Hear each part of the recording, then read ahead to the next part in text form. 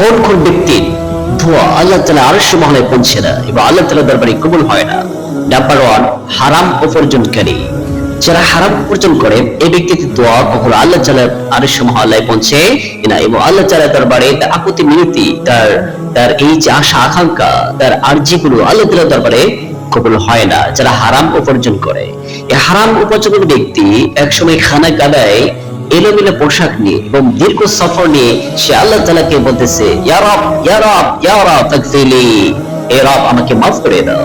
সাহাবী কেরাম বলতেছে, ইয়া রাসূলুল্লাহ সাল্লাল্লাহু আলাইহি ওয়াসাল্লাম, ব্যক্তির দিকে তাকান, যে ব্যক্তি আল্লাহকে বলতেছে ইয়া রব, ইয়া রব বলে ক্ষমা চাচ্ছে, ওই ব্যক্তি এত সৌভাগ্যবান হয়ে গেল যে আল্লাহ তাআলা তাকে ক্ষমা করে দিয়েছে। রাসূল সাল্লাল্লাহু আলাইহি ওয়াসাল্লাম বলেন, না, আল্লাহ তার দোয়া কবুল করেন নাই এবং আল্লাহ তাআলা তাকে ক্ষমা করে দেন নাই।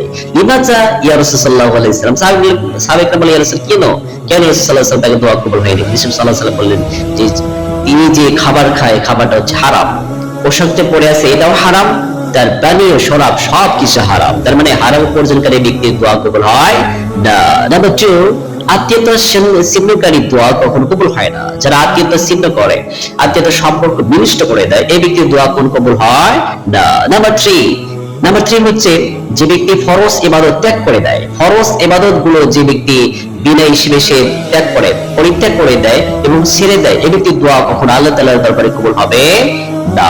নাম্বার 4, যে ব্যক্তি মানুষকে কষ্ট দেয়, মানুষের হক নষ্ট করে, ব্যক্তিদের, মানুষের, প্রতিবেশী এবং সমাজ রাষ্ট্রের ভিতরে যত মানুষ আছে মানুষের কষ্ট দেয় এবং মানুষের থেকে অন্যায় অবিচার করে তার সম্পদ কেড়িয়ে নেয় এবং বান্দার হক নষ্ট করে, এই ব্যক্তির দোয়া আল্লাহ তাআলার দরবারে কবুল হবে না।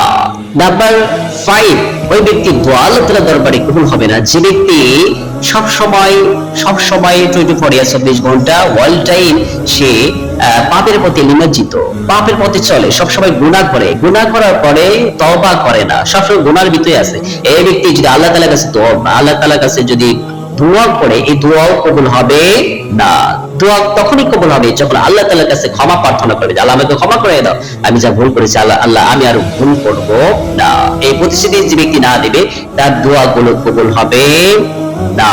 নাম্বার 6 হচ্ছে সৎ কাজে আদেশ করা, অসৎ কাজে নিষেধ করা। তার সামর্থ্য থাকা সত্ত্বেও সৎ কাজে আদেশ করে না, অসৎ কাজে নিষেধও করে না। সৎ কাজে যে আদেশ করবে এবং অসৎ কাজে বাধা প্রদান করবে, তার সামর্থ্য শক্তি থাকার সত্ত্বেও করে না, এই ব্যক্তির দোয়া আল্লাহ তাআলার দরবারে কবুল হবে না।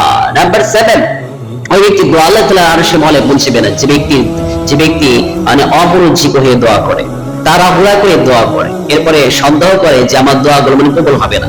এরকম এই 7 শ্রেণীর ব্যক্তির দোয়া আর আল্লাহ তাআলা আরশে মহল্লায় পৌঁছাবে না এবং আল্লাহ তাআলার দরবারে কবুল হবে না। আসলে আমরা সেই দোয়া করি যে দোয়া করে আল্লাহ তাআলা কবুল করবেন। এই 7 শ্রেণীর পাপ থেকে যদি আমরা তওবা করে আল্লাহ তাআলার পথে ফিরে এসে যদি আমরা আল্লাহ তাআলার কাছে যদি আকুতি মিনতি করে যদি চাই, আল্লাহ তাআলা অবশ্যই দেবেন, আল্লাহ তাআলা অবশ্যই দেবেন।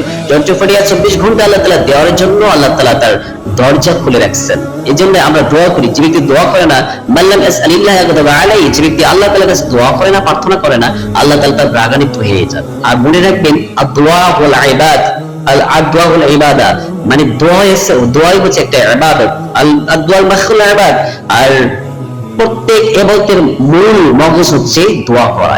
যে ব্যক্তি দোয়া করে না, তার ইবাদতটা শূন্য হয়ে গেল। এজন্য আসুন আমরা সে দোয়া করি, কাঙ্ক্ষিত মানে দোয়া করি, যে দোয়া করলে আল্লাহ তাআলা দরবারে পৌঁছাবে এবং দোয়া কবুল করবে।